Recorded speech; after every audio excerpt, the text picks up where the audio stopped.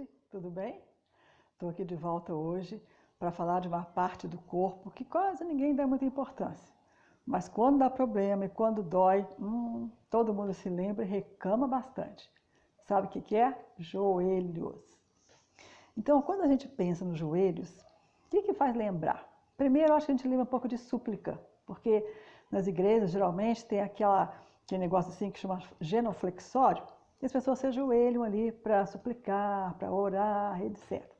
Lembra também castigo. Alguns anos atrás, as pessoas ficavam ajoelhadas no caroço de milho, quando faziam alguma rebeldia, alguma desobediência.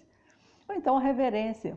Nos filmes a gente vê as pessoas fazendo reverência aos reis e rainhas, também se ajoelhando próximo. E hoje a gente ouve falar muito do joelho para os jogadores de futebol, pessoas que jogam vôlei, que têm problemas também nessa parte do corpo com muita frequência, né?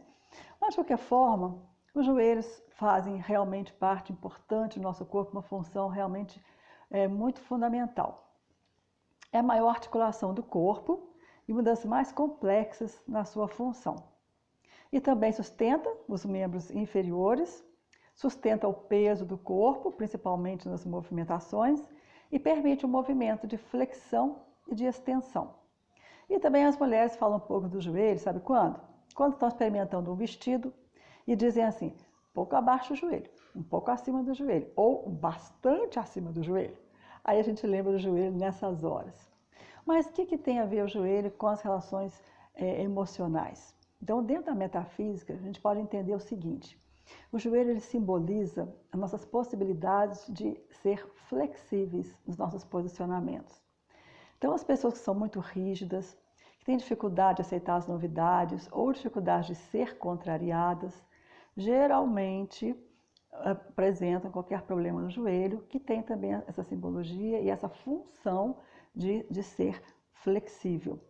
Então, as pessoas muito rígidas, aquelas que se comprometem com alguma ideia e não abrem mão dela de jeito nenhum. Nós precisamos de silenciar um pouco para ouvir o outro, avaliar o que o outro está falando e aí então se posicionar de novo.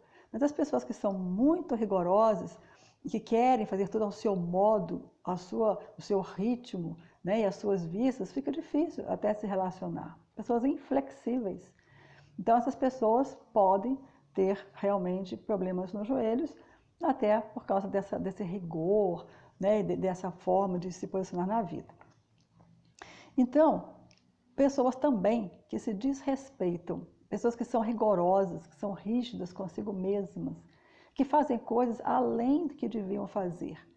Então eu fico pensando o seguinte, se a pessoa faz coisas além do que devia e fazem coisas que vão se prejudicar, quem que vai respeitá-las, se não é elas próprias?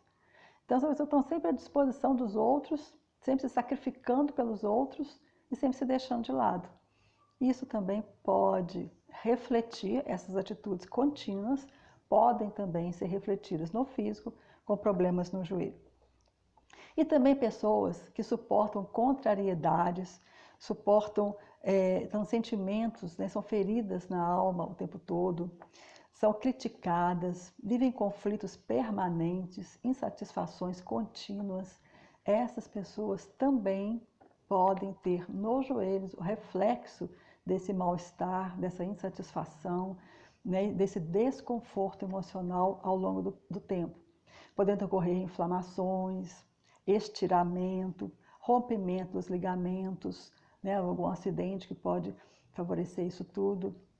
Então a gente percebe que os joelhos têm uma função muito especial e qualquer enfermidade neles aponta para algumas questões internas no relacionamento interpessoal que a gente tem que realmente prestar atenção.